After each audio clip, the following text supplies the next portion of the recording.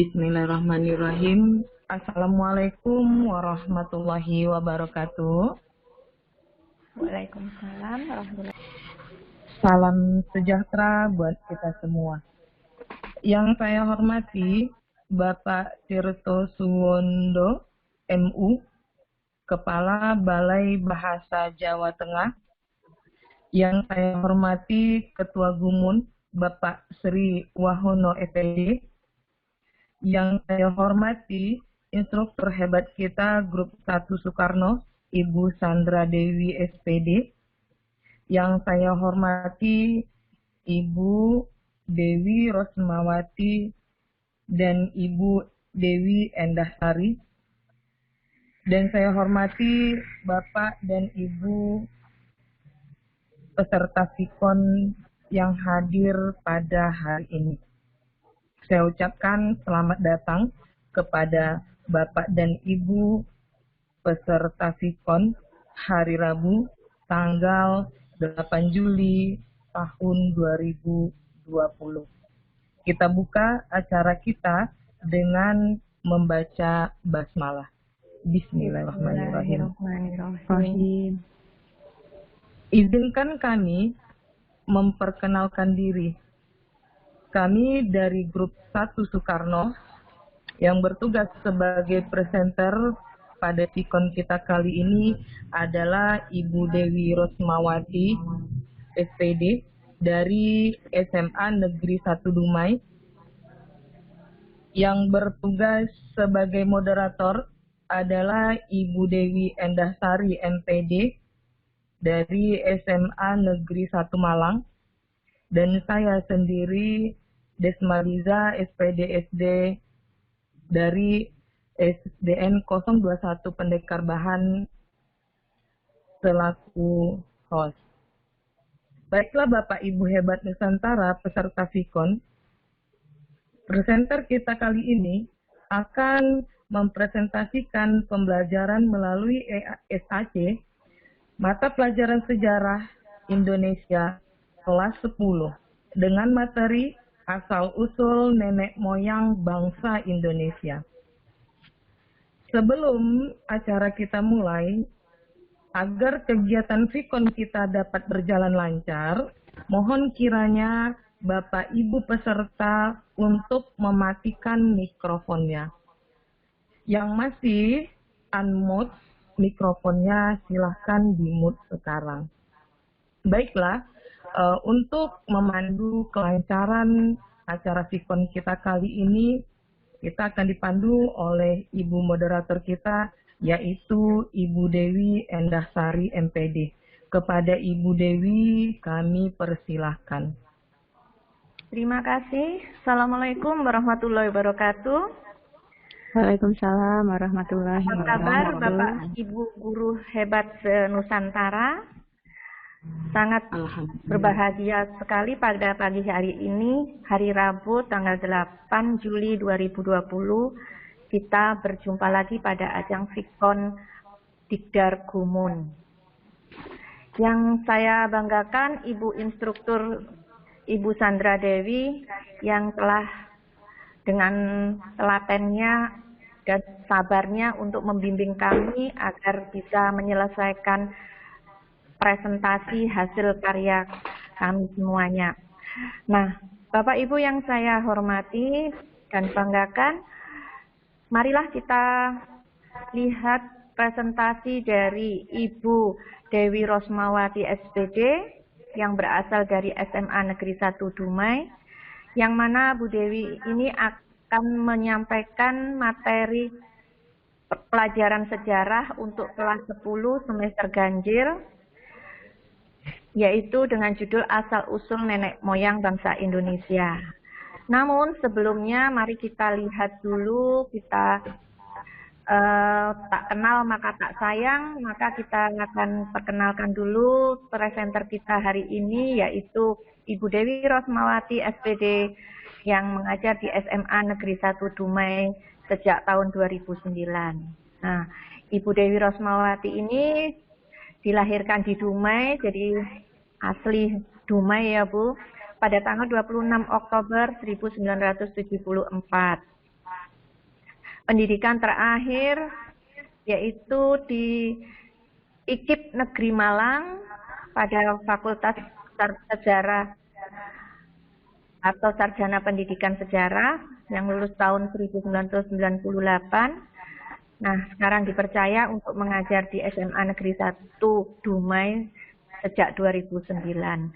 Ibu dari 2 orang anak ini masih energik dan penuh semangat untuk bisa menjadi guru yang profesional. Salah satunya adalah dengan membuat media pembelajaran yang interaktif berbasis Android, yaitu dengan aplikasi SAC. Mari Bapak Ibu kita lihat, kita saksikan presentasi dari Ibu Dewi Rosmawati. Kepada Ibu Dewi Rosmawati, kami persilahkan untuk mempresentasikan. Terima kasih kepada Ibu Dewi Endasari atas kesempatan yang diberikan kepada saya.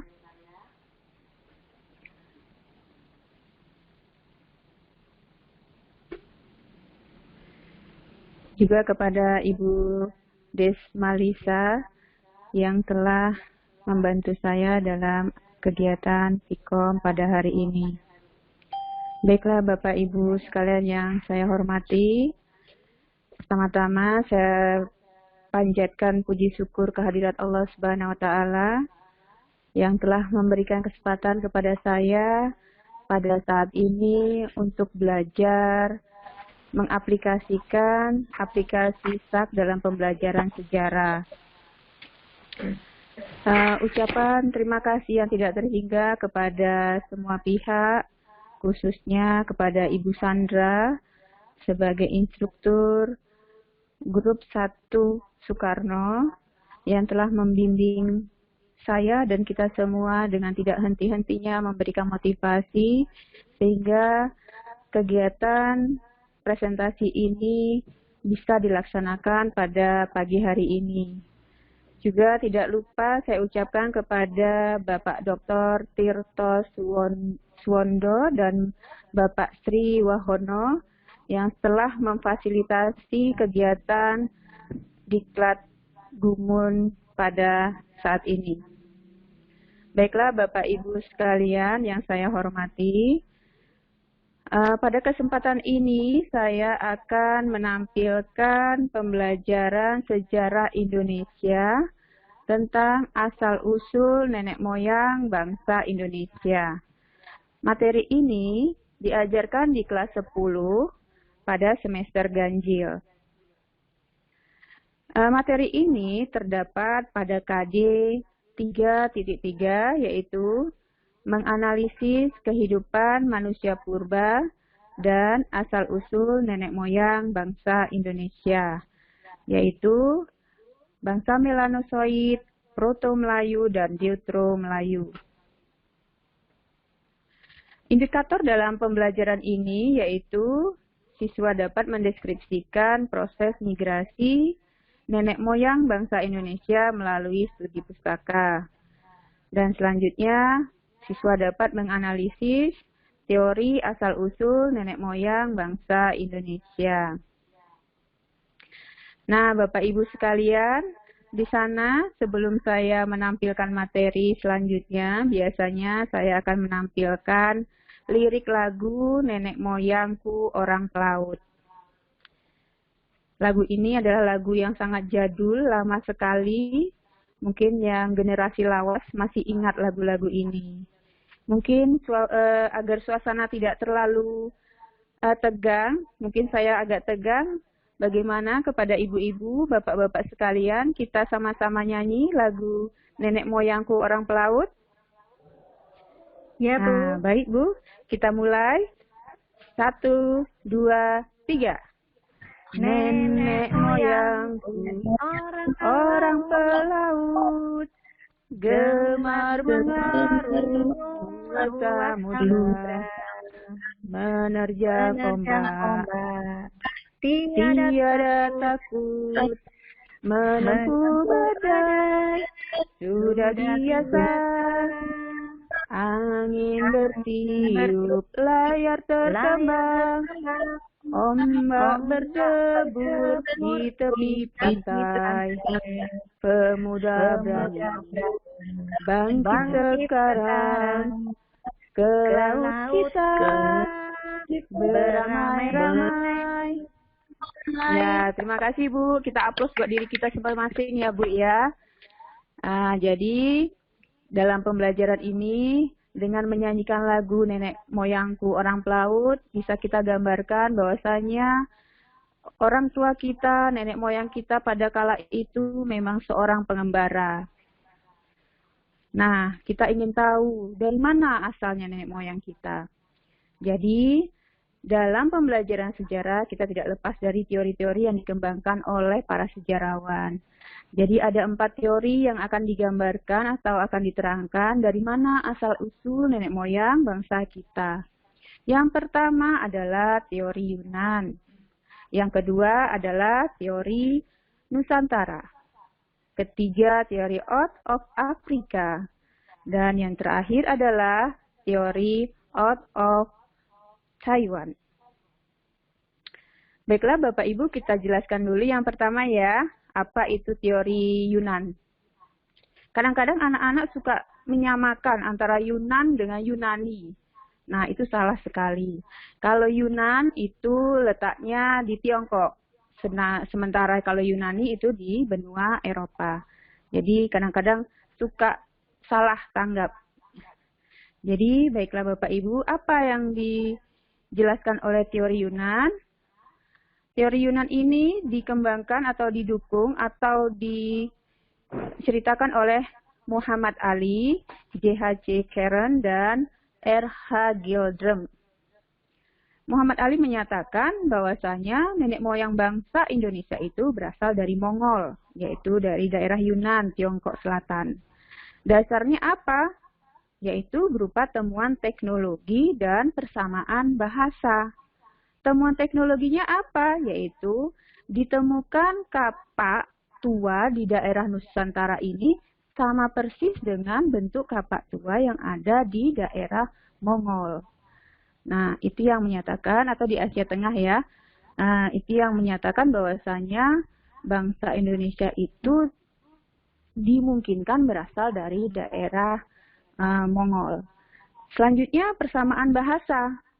Persamaan bahasa di sini adalah menyatakan bahwa bahasa Melayu yang berkembang di Nusantara ini memiliki kesamaan dengan bahasa Champa yang berkembang di Kamboja. Sementara orang Kamboja itu adalah orang-orang yang berasal dari dataran Yunan.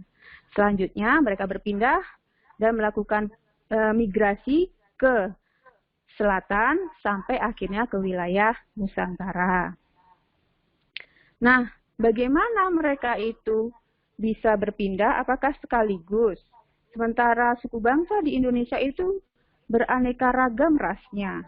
Ada Negrito, ada Mongoloid. Kalau kita kan termasuk ras Mongoloid.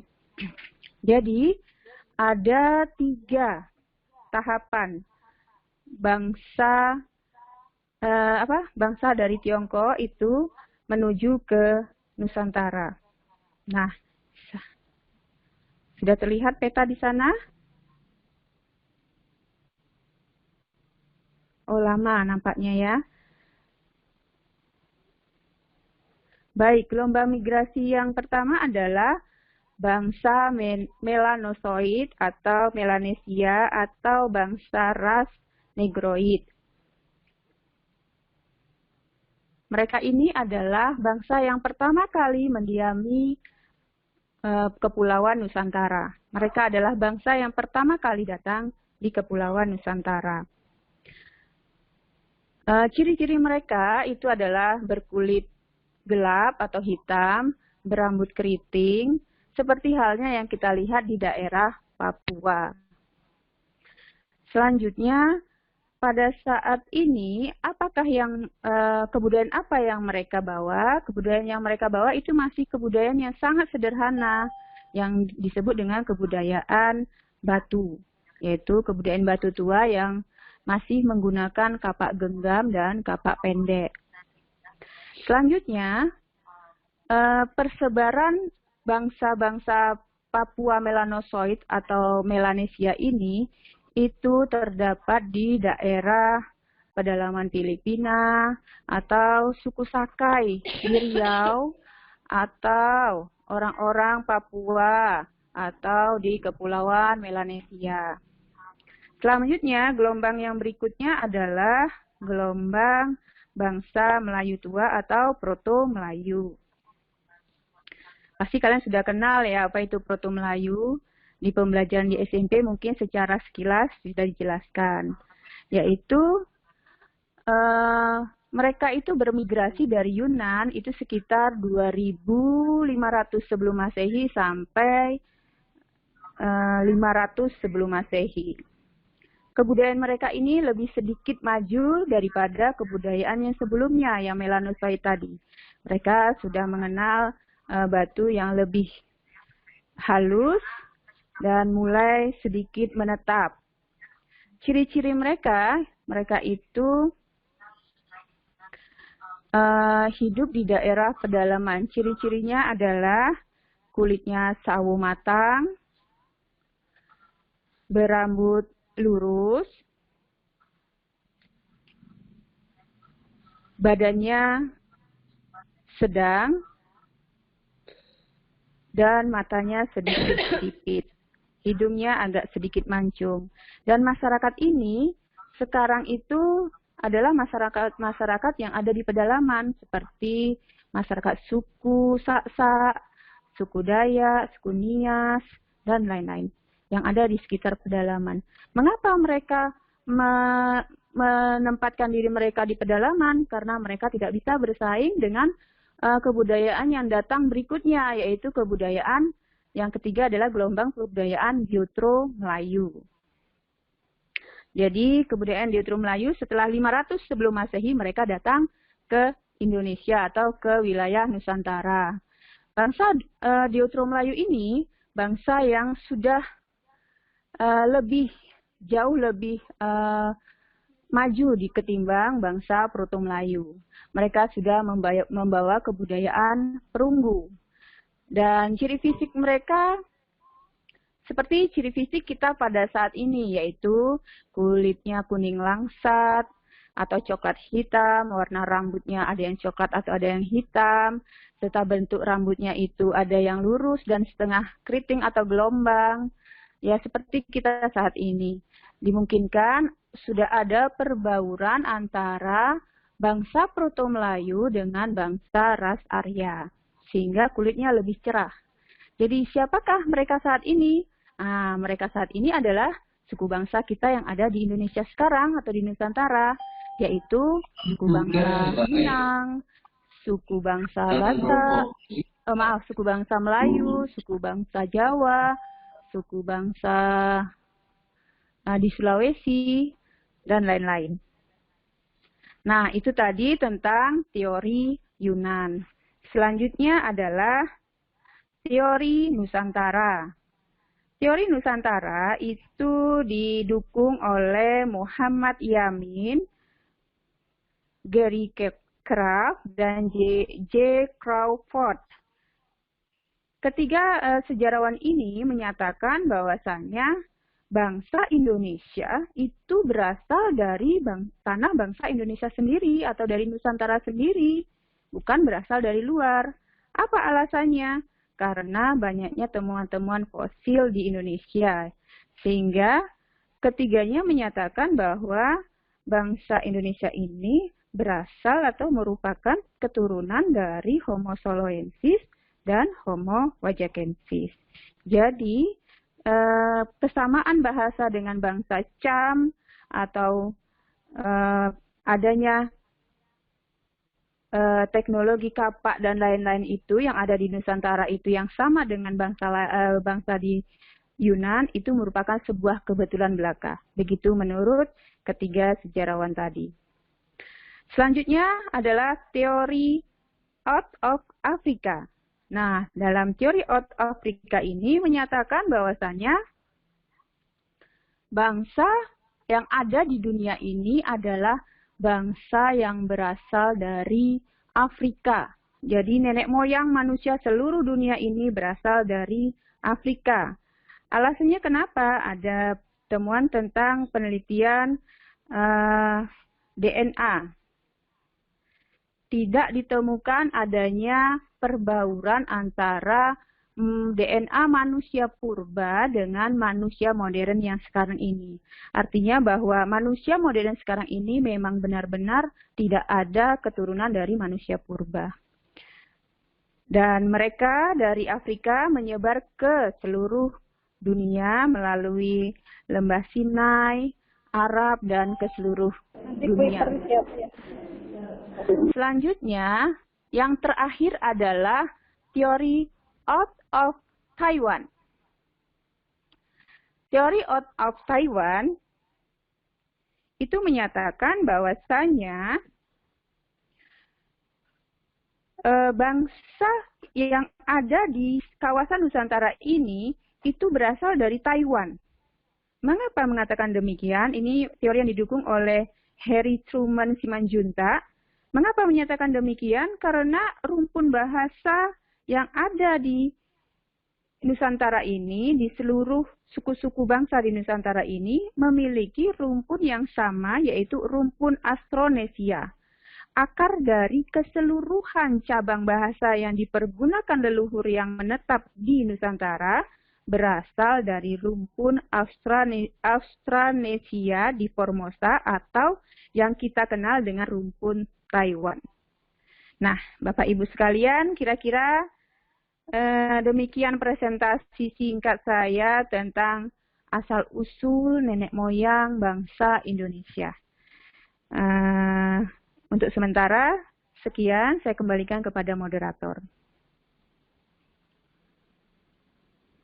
Halo. Oh iya, maaf Bu. Masih ada evaluasi. Ya.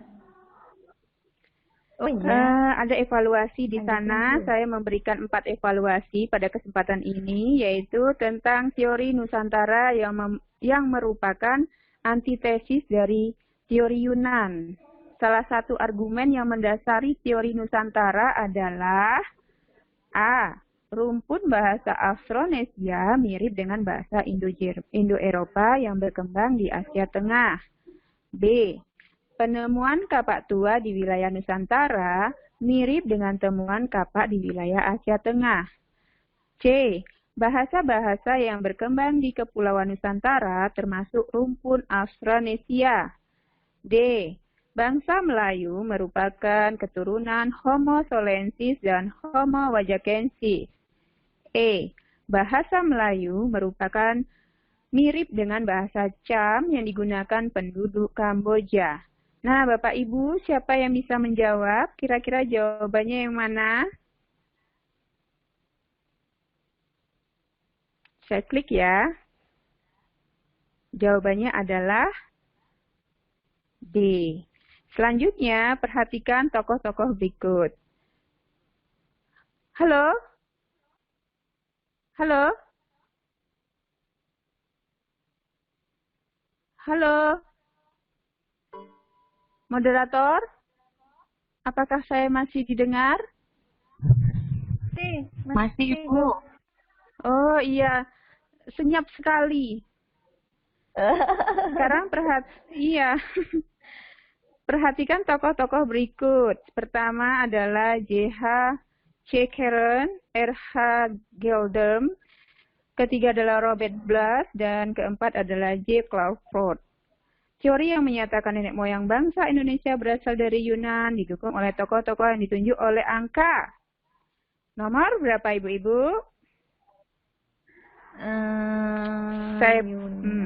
A atau B atau C atau D atau E?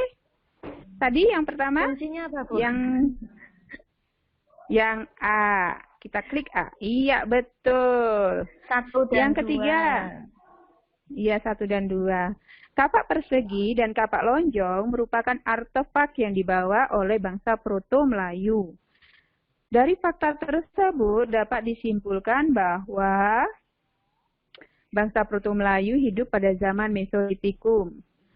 B. Bangsa Proto Melayu membawa kebudayaan Neolitikum. C. Bangsa Melayu dan Proto-Melayu berasal dari daerah yang sama. D. Kapak persegi dan kapak lonjong merupakan kebudayaan Bakson Hobin. E. Kebudayaan Proto-Melayu lebih tinggi dari kebudayaan Deutero-Melayu. Salah tadi ya jawabannya. Selanjutnya, salah satu nenek moyang suku di Indonesia adalah bangsa Deutero-Melayu. Ciri-ciri bangsa Deutero-Melayu ditunjukkan oleh, nah ini tadi yang ciri-ciri ibu-ibu. Kulit Yang Deutero seperti kita. Kita yang asli nih, orang kita asli Indonesia. A. Iya, rambutnya lurus dan keriting, warna kulit kuning langsat, tingginya antara 135 sampai 180. Benar, Ibu. Ini kayaknya Bu Enda itu. Ya.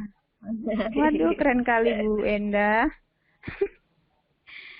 Baiklah, Bapak Ibu sekalian, cukup sekian presentasi saya. Waktunya saya silakan kepada moderator. Penyusun. Terima kasih, sangat menarik sekali. Ternyata nenek moyangku seorang pelaut. Tidak sesederhana itu.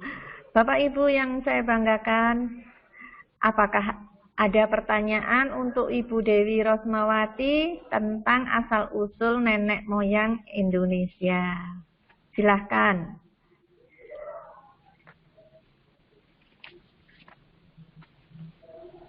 Apakah Bapak Ibu ada yang bertanya lewat chatting atau langsung dibuka mic-nya?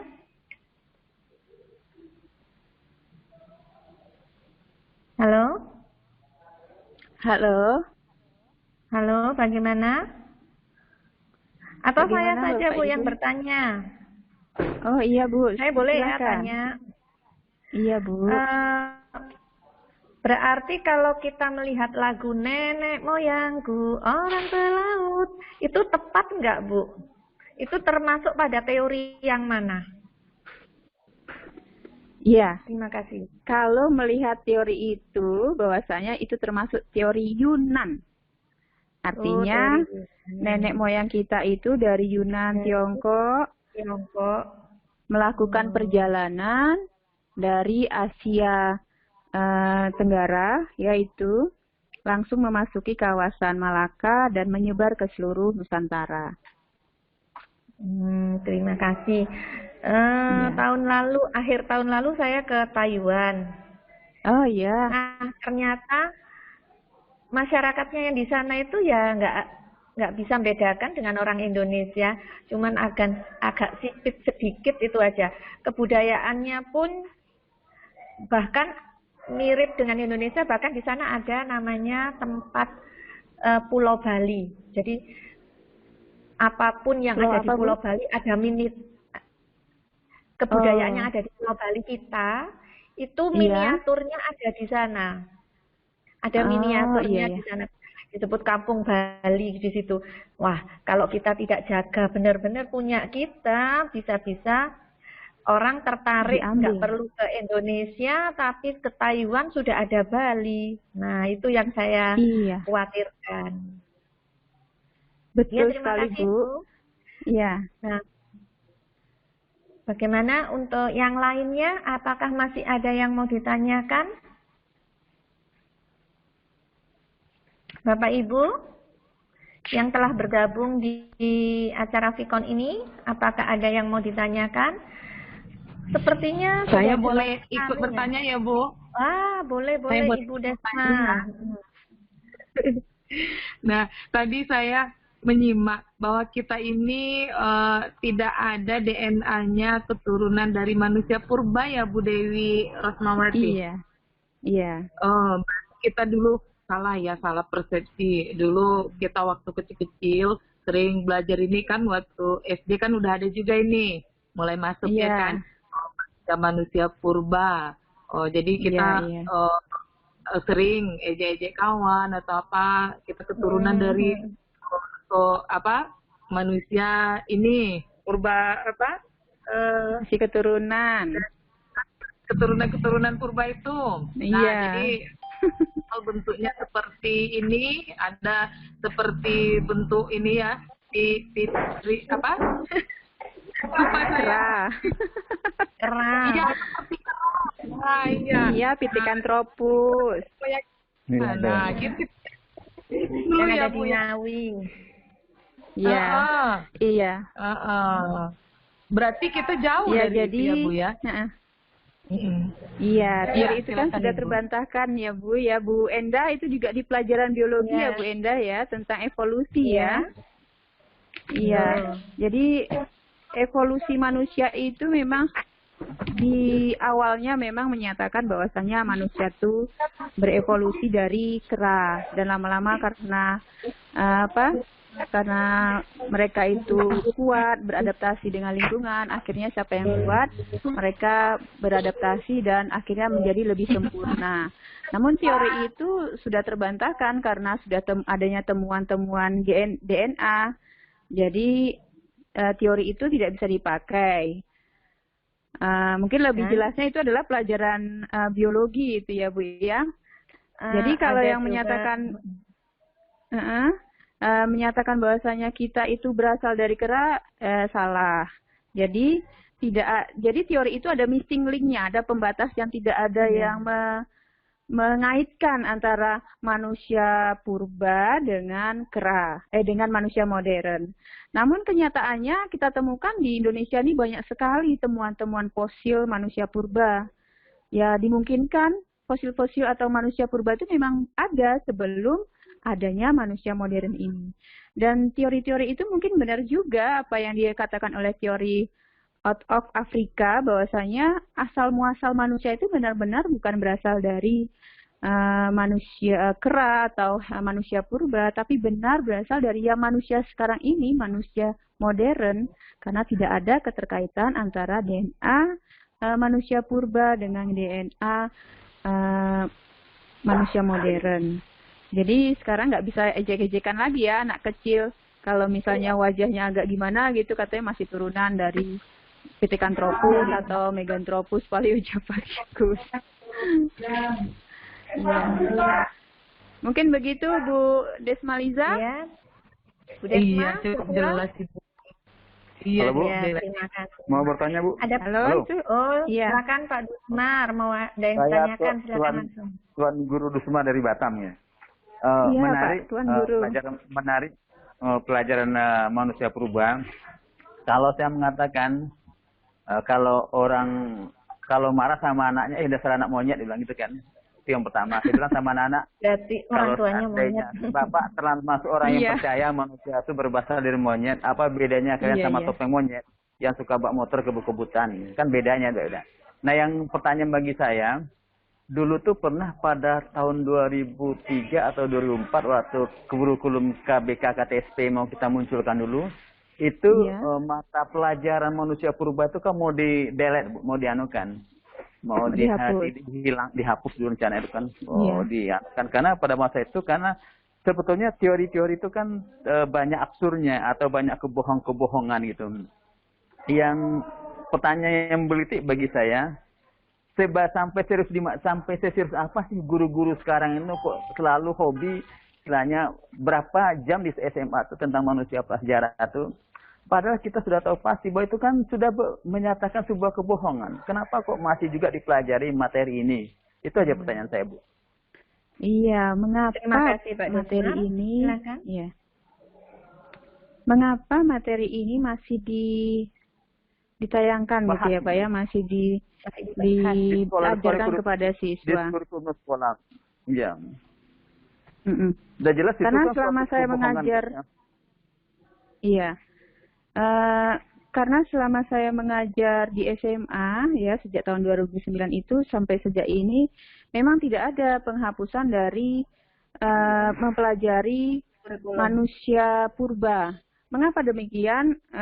Itu mungkin para pemilik kebijakan lah ya itu ya Pak, yang di atas sana lah yang punya kuasa. Tapi secara pribadi saya memaparkan bahwasanya di Indonesia itu memang banyak ditemukan fosil-fosil gitu.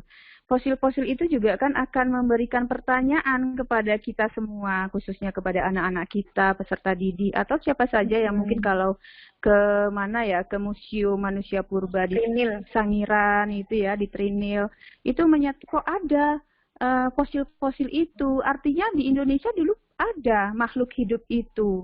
Nah, untuk menjawab pertanyaan itu, ya saya pikir materi ini perlu juga dikembangkan, tapi kan sudah jelas, kita tidak sama dengan manusia purba, manusia modern ya manusia modern, manusia purba ya manusia purba. Dalam penjelasan manusia purba ini juga kita harus memaparkan tentang kondisi bumi, ada tahapan-tahapan, mungkin itu di pelajaran geografi atau di biologi mungkin ada itu ya, tahapan-tahapan pembentukan bumi, ada namanya tahapan arkeokum, paleozoikum, ada Mesozoikum, dan selanjutnya itu di sana kita paparkan di mana manusia purba itu hidup. Nah, ternyata kita dengan manusia purba itu tidak sejaman. Setelah manusia purba punah, baru ada manusia modern sampai saat ini. Jadi mungkin seperti itu Pak jawaban dari saya. Jadi nggak ada jeleknya lah kita menceritakan tentang manusia purba. Tentang kebohongan, kalau kita berdasarkan atas teori, itu kan namanya teori itu kan hasil karya manusia. Mereka menduga semua dengan penelitiannya. Ya mungkin itu yang kita berikan kepada anak-anak. Mungkin itu jawaban saya, Pak. Terima kasih, Bu. Mungkin tidak memuaskan, Pak. Iya, Pak. Kita belajar bersama.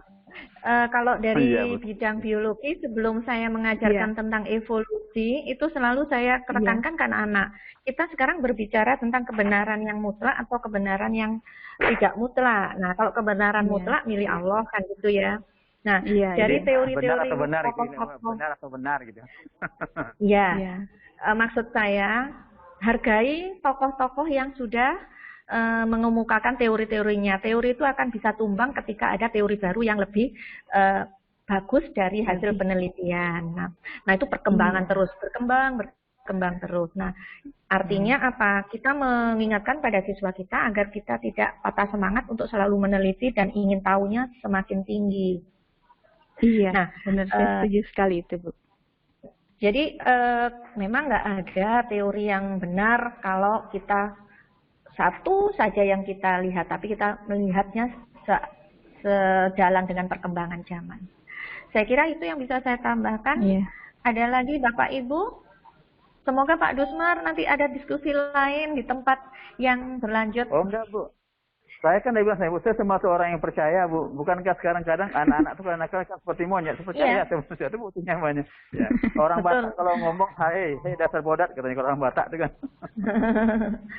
Kalau di biologi itu kita punya pohon evolusi. Nah, pohon evolusi itu yang istilahnya ada yang konvergen, ada yang divergen. Nah, itu teorinya yang lebih luas lagi. Iya. Jadi nanti kalau pelajaran sejarah, ketemu biologi, ketemu geografi, nanti klop. Salah satu bukti adanya evolusi adalah fosil. Nah, kita menjelaskan apa tentang fosil kepada siswa kita. Nah, itu akan integrasi antara sejarah, geografi, dan biologi. Apalagi kalau buat pembelajaran STEM ya Pak, STEM yang terintegrasi atau terkolaborasi. Nah, itu pas anak-anak disuruh membuat vlog.